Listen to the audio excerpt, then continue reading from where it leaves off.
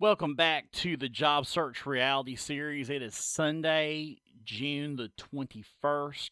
I noticed in one of my live videos I had the other day that I had the wrong date. I said it was July, so I was already like a month ahead. But no, today's June 21st. That was my last job search update that I have. So I have a real update for you today, and I just want to go ahead and cover that. So this week, I had 5 interviews, and I came to a major realization this week, and I'm going to talk about that in a little bit. Um, because I've got some other plans potentially that I'm thinking about. So I don't know what I'm going to do yet.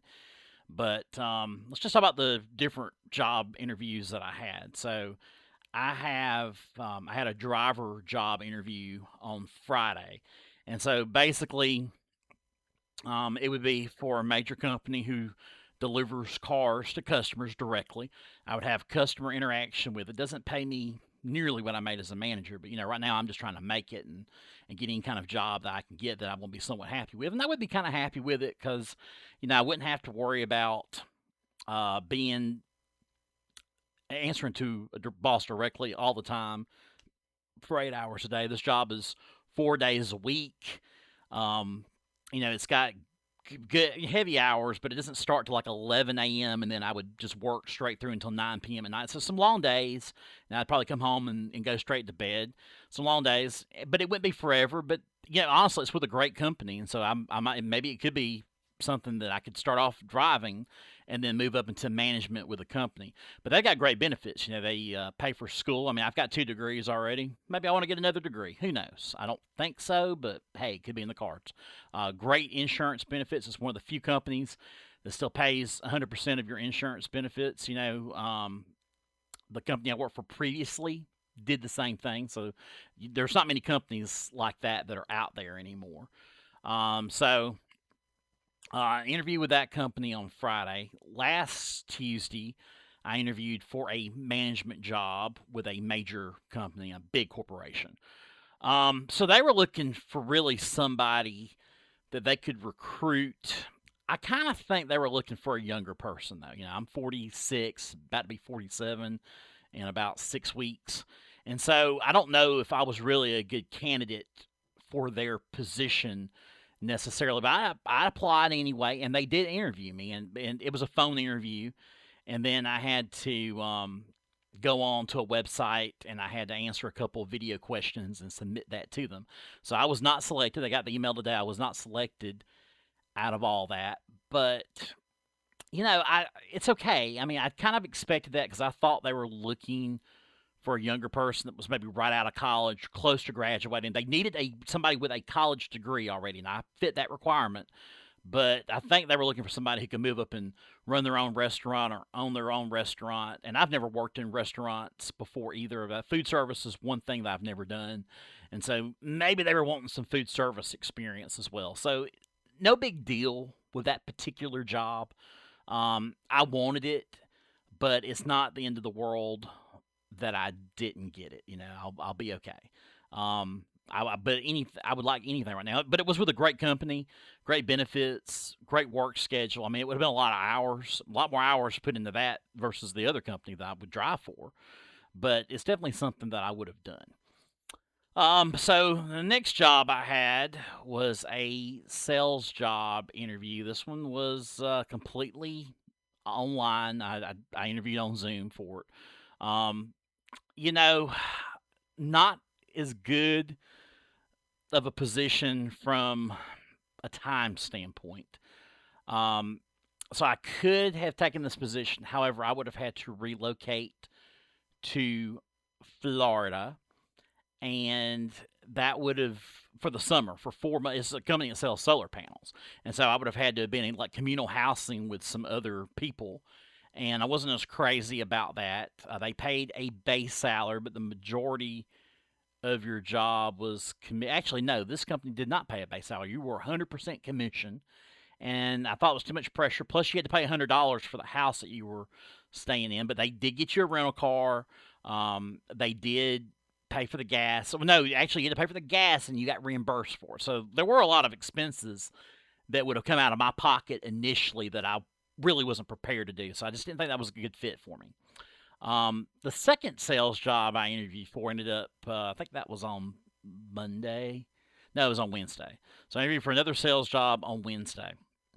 So this sales job was interesting. It was a roofing sales job, but it did pay a base salary, and but it was a 6 day work week. I mean, it was they were open 6 days, but you would have been off one day, but you probably never would have had Saturdays off. I think their hours were 11 a.m. until 7 p.m. And then they also had hours on the weekend that were 9 to 5. So this actually would have been a position I would have been interested in. But here's the problem: I had to do Zoom on my phone. I had another meeting earlier Wednesday morning, so I had to do Zoom on my phone. And sometimes during the summertime when you have your iPhone, you have it on and you're in a Zoom room. It uses a lot of power on your phone, so it causes your phone to heat up quicker. Well, it's already hot outside, so what happened? My phone overheated, and that was it. So I was not able to get back into that Zoom room again. I got rejected when I tried to go back, so they held that against me. I've tried to contact people in the company, and I was not able to get in touch with anybody either. So that ended up not happening for me. I mean, it's okay. I'm not that broken up about it, but I think that was probably my best potential. I could have made over 100,000. Commission does not scare me, especially when combined with a base salary. But I would love to have a six-figure job. It would just make finances so much easier. So that would have been a decent company for me to latch on with. All right, so I've got an interview one day this week. I either have an interview at Monday at 9 a.m. on Monday at 9 a.m. or I have an interview on Thursday at 9 a.m. The recruiter has not gotten back in touch with me yet. They said they were going to get back in touch with me and let me know exactly when I would be able to interview. Being the fact that it's late Sunday, it's about 5:08 p.m. Eastern time as I'm recording this on a Sunday afternoon. I'm guessing the interview is going to be on Thursday. Now, I did reach out to him earlier today and said, "Hey, I haven't heard back from you yet. Is the interview going to be on Monday at 9 a.m. or is it going to be on Thursday at 9 a.m.? If it's tomorrow at 9 a.m. Under such short notice, I'm going to be disappointed because I think you can give me as much notice as you possibly can. But I'm not answering emails after 11 o'clock tonight, and I'm not answering them before 7 a.m. tomorrow morning. So if you want to interview me at 9 a.m. and you're not going to let me know anything until 7 a.m., that's just bad taste. That's not professional. I don't want to deal with that. So give me at least 2 or 3 days notice is what I prefer. I should have known on Friday afternoon, but I never got anything. But this is a position where I would sell chemicals for a company that actually makes car batteries, and they make electrolytes and other things like that. So I'm interested in that position. That is an 8 to 5 job, Monday through Friday. I think I would excel at that role. So it'd be a very good company to work for. It is a Japanese company. So I've kind of branched out where I am on each opportunity. I mean, the battery company sales position is going to be this week sometimes, but those other jobs I just mentioned were interviews I've already completed this week. So I had 4 job interviews last week and was supposed to have a 5th one, and then I've got the battery company sales position this week. So I've kind of told you what I thought about each opportunity. Let me talk about the teaching job for just a minute. This is a little bit of a frustration and event. So I was scheduled for an interview. They tried to interview me last Friday, and they didn't let me know until the last minute. And I was like, I'm not available on Friday, but I have open availability any other day. Just let me know when you can interview me. And then they emailed me back, and they said the next opportunity is going to be next Friday, June the 19th. All right, so that was a week out. I was like, great, I'll be there. It was supposed to be at 3 o'clock Eastern Standard Time. So it would have been 12 o'clock their time because they were in Arizona, and I was considering a potential move to Arizona. Great retirement community, warm all the time, cold at night, but it would have been nice to kind of experience a different climate, go to the desert or whatever. I'm not stuck to Georgia necessarily. I'm willing to leave if necessary. So I was scheduled for 7 days. Well, I got an email on Thursday that my job interview had been canceled because they had already filled the position. Now, this is something that is really starting to make me vent because I don't think, for one thing, that's very professional to cancel out an interview just because a position was filled. Interview me anyway. I won't practice. I mean, interview me. I won't practice. I want you to give me feedback on my interview. Like, give me an opportunity here. But anyway, so they canceled the job interview. They said they had already filled the position. And I just feel like employers need to handle this better because that's the fourth time that this has happened to me in this job interview cycle. I've had 4 interviews canceled. I had 2 with the same company that was canceled. So I don't know if I want to interview with that company anymore because they did it to me twice. They had 2 interviews scheduled. One time they canceled it because the job position had been filled, and the next time they said you're going to have an interview sometimes between the hours of 8 a.m. and 5 p.m. and they just never called me at all. And then the other one was the dental office position, where I would have been a patient care advocate, and they called me like they at least called me the day of the interview. But then when the lady called me, she was like, "We already filled the position yesterday. I'm so sorry." Well, she was very apologetic about it. You know, she was more professional than the other 2. But like the factory position, it just like what are they doing? Like they never even bothered to call me at all. Just disrespectful across the board. Well, the teaching position is the same way.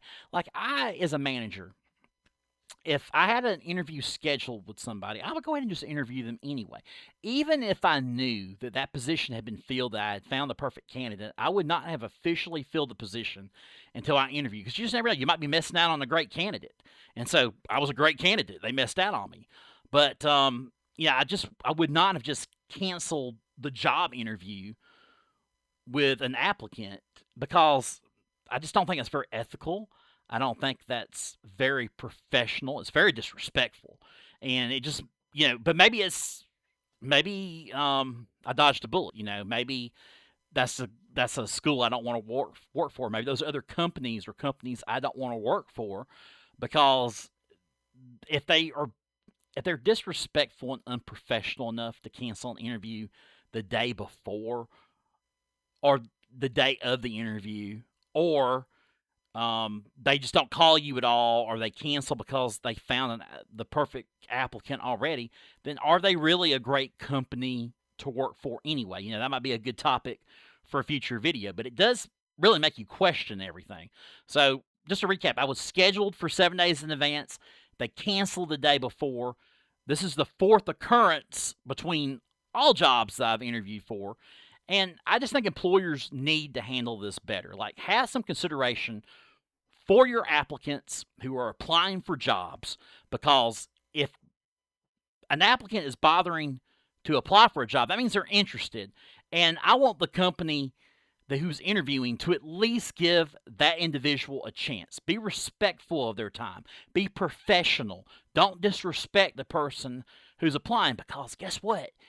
Even if you did fill the position this time, you may have a vacancy later that this person might be very interested in. They might be the perfect applicant before. But guess what? They're not going to want to work for you because you did them wrong.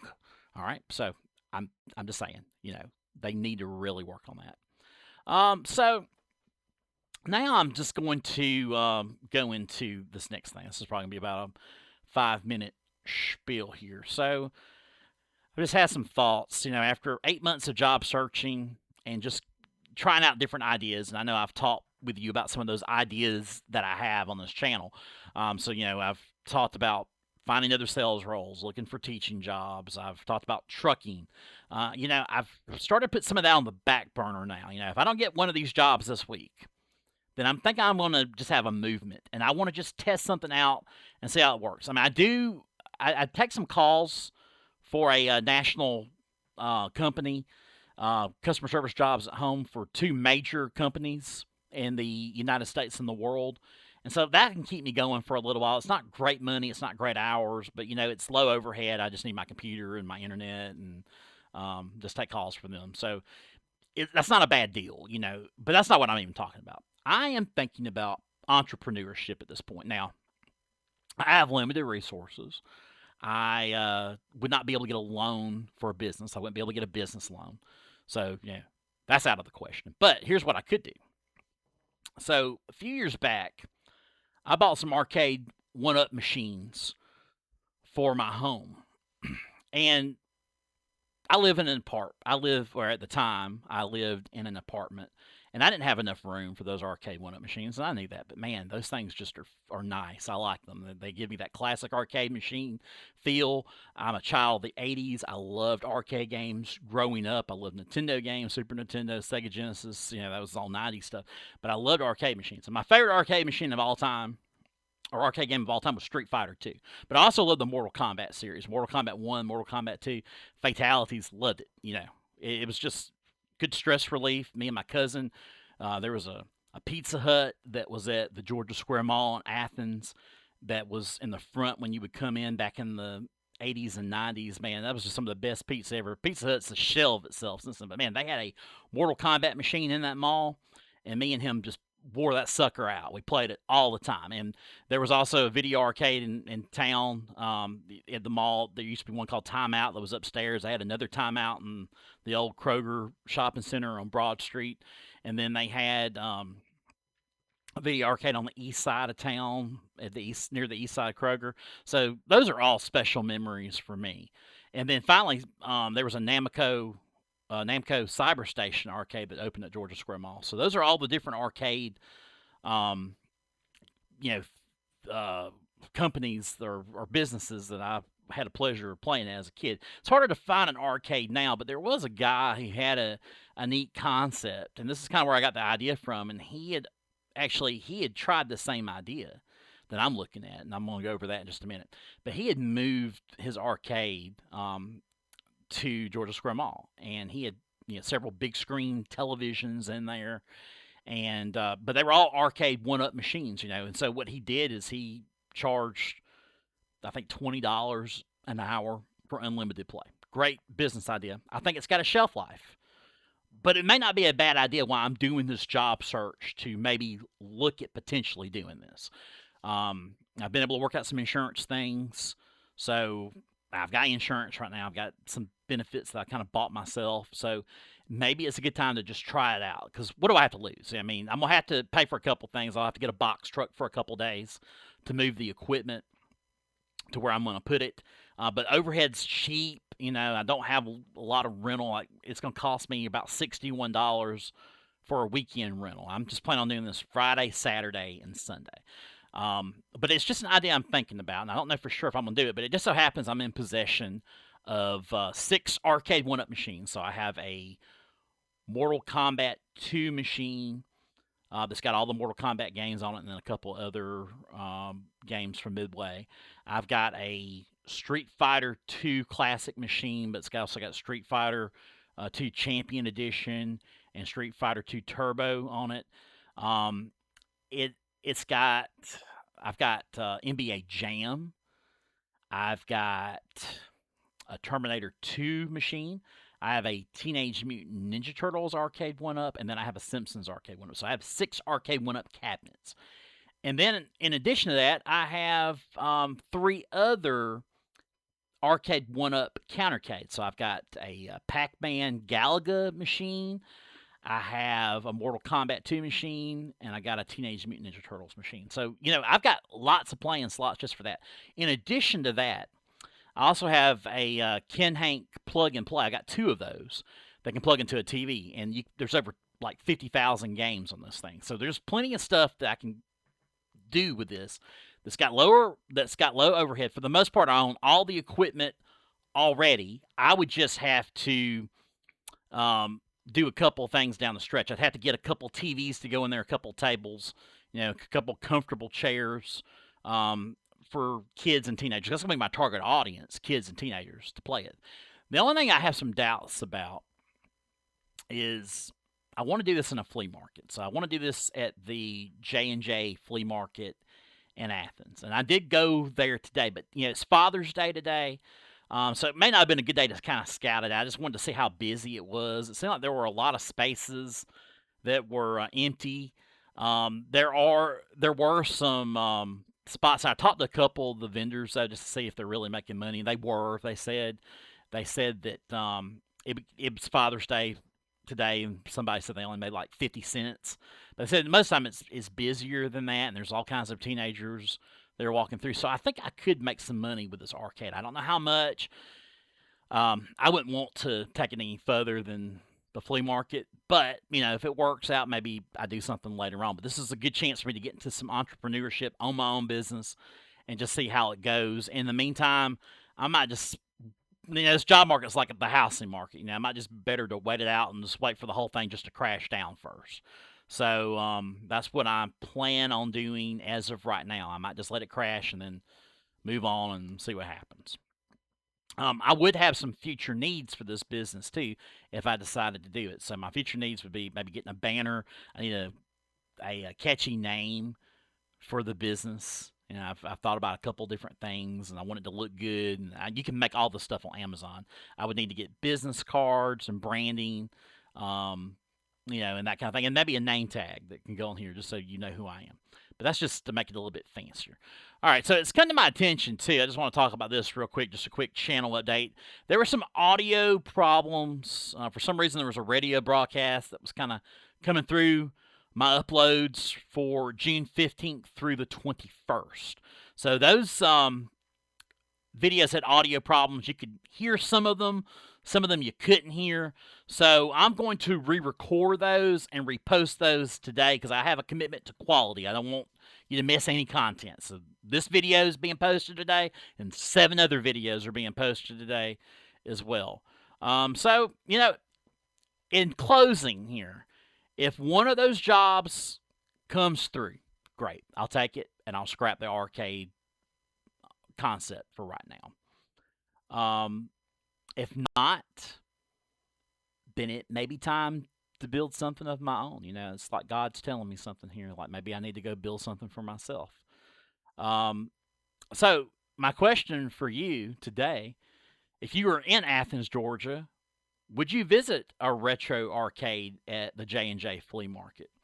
But if not, if you're just watching somewhere in the United States or you're watching somewhere in another country, would you visit a retro arcade at J&J Flea Market? Just let me know your thoughts in the field. I really appreciate you guys following me on this journey. We're documenting this journey from job seeker to whatever comes next. So you've been watching the Job Search reality series. And once again, I am Todd Brooks, and we will see you on the other side. And we have some good stuff coming up for the rest of this week. Wrapping up June here in the next couple weeks, and then we're going to start on our 31 Days of AI series. They'll be coming up next. All that stuff has already been filmed. I think you're going to find some very good things about AI in that series. It's all been filmed already, and I think you guys are really going to enjoy the series. So once again, this has been the Job Search reality series. My name is Philip Todd Brooks, and you guys have a blessed Sunday and a great week.